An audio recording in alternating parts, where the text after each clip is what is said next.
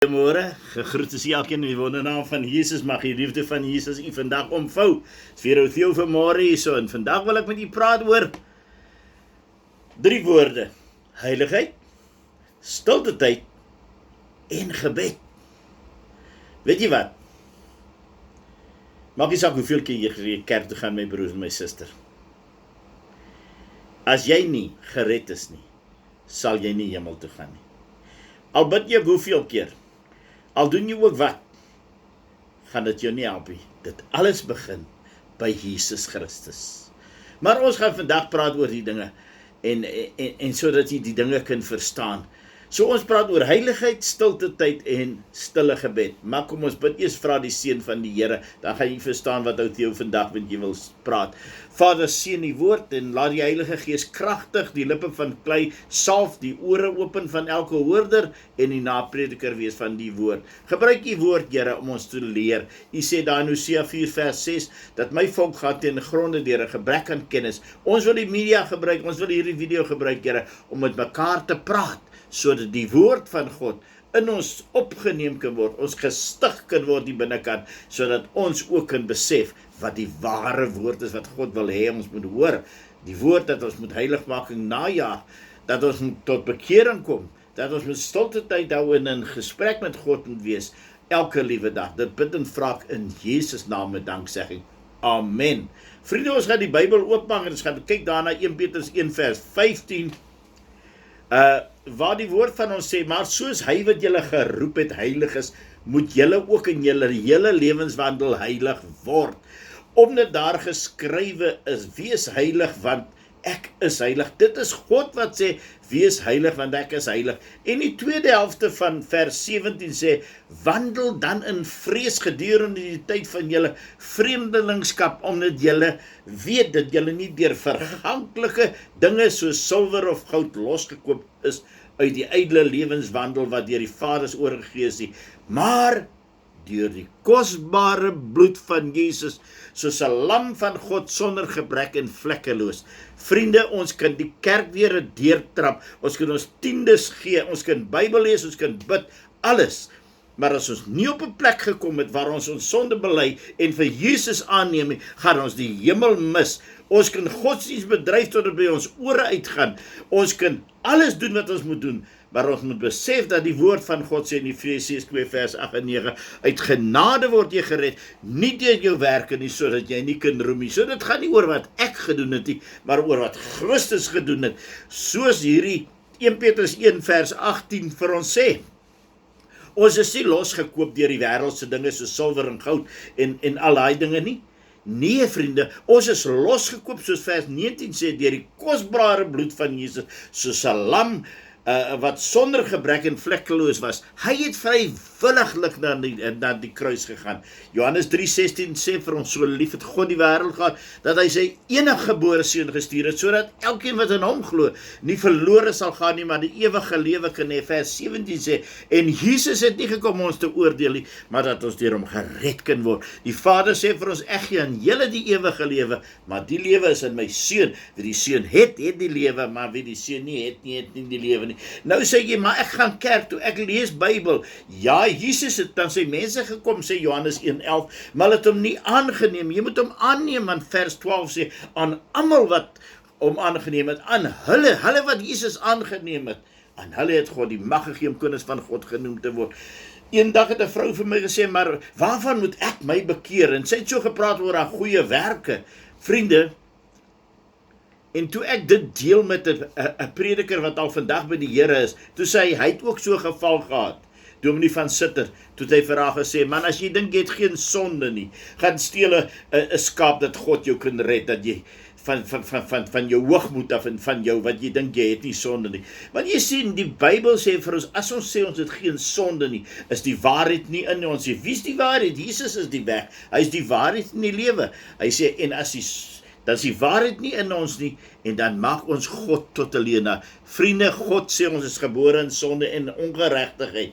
En God wil ons red, daarom het hy sy seun gestuur. Elkeen wat vir Jesus aanneem, sal gered word. Hulle ontvang die Heilige Gees van God.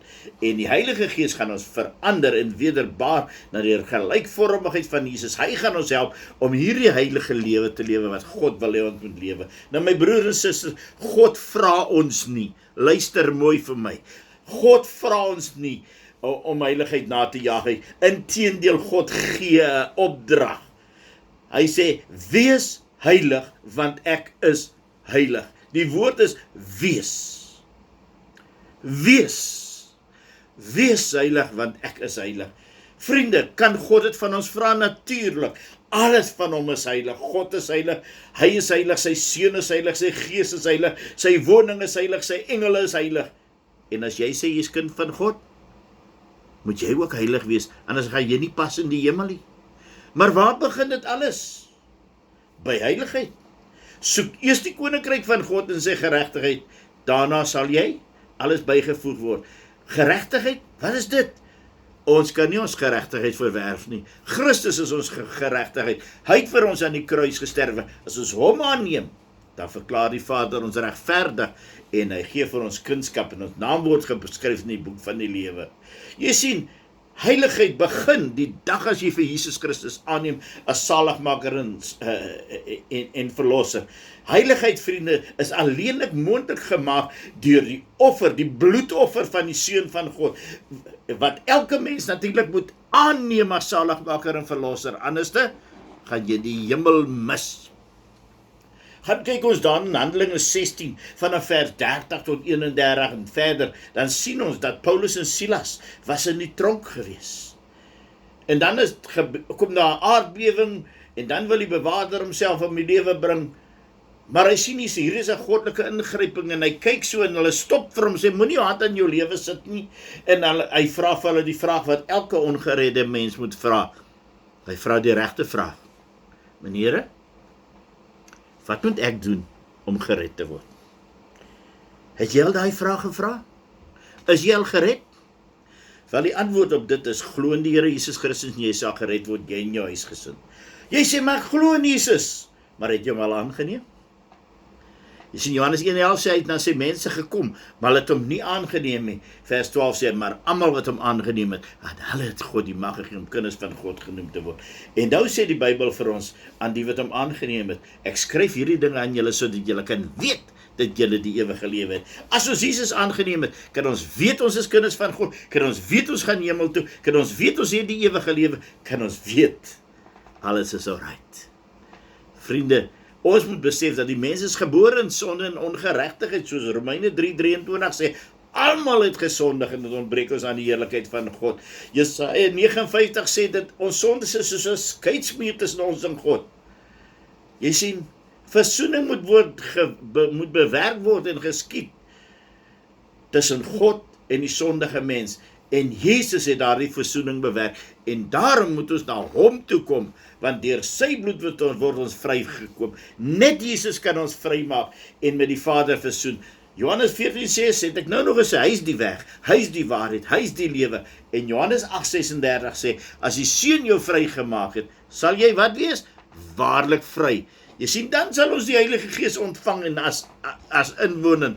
En hy sal vir ons leer en lei wat heiligmaking is. Hy sal ons dring met die liefde van Jesus om na God toe te gaan. Hy sal ons help om stilte tyd te hou. Hy sal vir ons intree met versigtiging as ons nie weet hoe om te bid nie.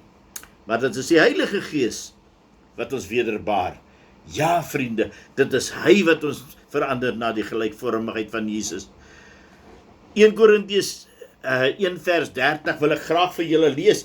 Deur hom is julle in Christus Jesus, wat vir ons geword het, wysheid uit God, en geregtigheid, en heiligmaking, en verlossing. 1 Korintiërs 7:1 sê, terwyl ons dan hierdie beloftes het, geliefdes, laat ons van alle besoedeling van die vlees en die gees reinig, en laat ons die heiligmaking in die vrees van God volbring. 1 Tessalonisense 4 vers 3 en 7 sê, want dit is die wil van God julle heiligmaking, want God het ons nie tot onreinheid geroep nie, maar tot heiligmaking. En Hebreërs 12:14 kom daarby aangesluit. Hy sê wat vir ons, ek wil hê jy moet luister. Jaag die vrede na met almal en heiligmaking, waar sonder niemand die Here sal sien nie. Heiligmaking het vir jou gesê, begin by Jesus. Maar God wil ook hê jy moet in vrede lewe met almal. En as jy met mense in vrede wil lewe, sal jy moet die vrug dra wat pas by die bekering. En dit kom van Jesus af. En dit kom van die Heilige Gees af, wat net die wedergebore kind van God kan ontvang. Maar onthou vriende, soek eers die koninkryk van God se geregtigheid, en al hierdie dinge sal bygevoeg word. Hoe soek ons God? Deur gebed. Matteus 7:7 sê, bid en vir julle sal gegee word. Soek en julle sal vind. Klop en vir julle sal oopgemaak word. Want elkeen wat bid ontvang, en hy wat soek vind, en vir hom wat klop word oopgemaak. Vriende, selfs ons geestelike gawes word deur God aan ons gegee, beskikbaar gestel, maar deur gebed. Wat is hierdie dinge? Ons ontvang redding, vrede, blydskap, wysheid, genesing, vrymoedigheid, en natuurlik ontvang ons ook die inwonende en staatstellende Heilige Gees, wat ons lei en ons onderrig en ons formeer en verander na die gelykvormigheid van Jesus. Ek wil iets belangrik sê wat jy moet luister. Dit is natuurlik belangrik dat ons die onskatbare waarde ook van stilte tyd met God na waarde sal besef, vriende. Nommer 1, ons moet bid, want God werk in antwoord op sy kinders se gebede. Nommer 2, ons moet ons absolute afhanklikheid aan God besef en aan hom verklaar in woorde. Nommer 3, gebed bring God se arm in beweging. En God verander sake, God verander omstandighede, God verander mense, God sal jou ook verander. En verder moet ons besef dat stilte tyd het 2 komponente, ek wat met God praat en hy wat met my praat.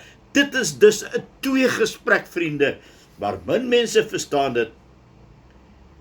Hulle dink, hulle moet praat en God moet luister. Hulle gee nie God kans om te praat nie. Nee, Andrew Murray het gesê, en ek wil hom aanhaal, hy sê, wanneer die mens in sy nietigheid en God in sy heerlikheid mekaar ontmoet, spreek dit vanself dat wat God sê, baie meer gewig dra as wat ons sê. Tog bestaan ons gebede te dikwels oor wat ons wil hê, en God word nie kans gegee om te praat nie. Ons gebede is soms vaag en onbepaald, en ons sal die waardevolle les moet leer, dat stil wees voor God die geheim van ware aanbidding is. Einde van die aanhaling. Vriende, onthou, ek sluit af. Jesaja 30:15 sê, julle krag lê in stil wees en vertroue. Psalm 62:6 sê, net by God vind ek rus, want op hom vertrou ek. Psalm 130, die laaste een, vers 5, ek stel my vertroue in die Here, ek vertrou op hom, ek wag op die vervulling van die Here. Vriende, eers wanneer die siel voor God buig, nadat hy deur Jesus gered is, en die grootheid van God en sy heiligheid besef, ontvang ons sy krag, liefde, en weet jy wat? Dit is wat ons nodig het om in hierdie lewe aan te gaan. Vriende, mag God u seën en ook die woord. Vader, seën die woord, en ook elkeen van ons, dit bid en vra in Jesus naam. Amen. Lekker dag vir julle verder. Jammer ek moet so gou afsluit, maar ek wil nie die video's te lank maak nie.